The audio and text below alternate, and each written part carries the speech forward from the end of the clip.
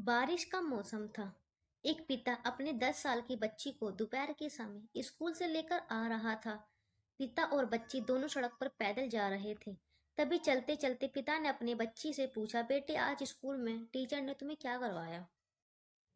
तभी बेटी ने पिता से कहा कि पापा आज हिंदी की टीचर ने हमें नैतिक शिक्षा दी है और टीचर ने हमें ये भी कहा है कि हमें हमेशा दूसरों की मदद करनी चाहिए, चाहे कैसी भी परिस्थिति क्यों ना हो। टीचर ने हमें सभी को ये भी कहा है कि घर जाकर किसी ना किसी व्यक्ति की मदद जरूर करना और कल आकर बताना कि तुमने किसकी मदद की। पापा ने अपनी बेटी से कहा कि बेटी मैं तुम्हारा होमवर्क कर दूंगा।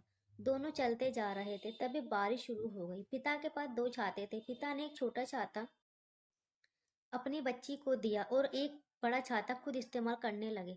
वे दोनों बारिश का मजा लेते हुए घर की ओर आगे बढ़ने लगे।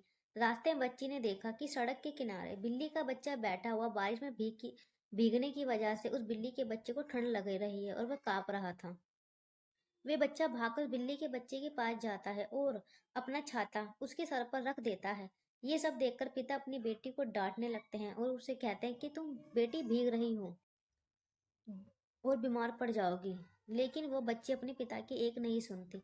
अपना छाता उस बिल्ली के बच्चे के सर पर तब तक रखती है जब तक बारिश रुक नहीं जाती।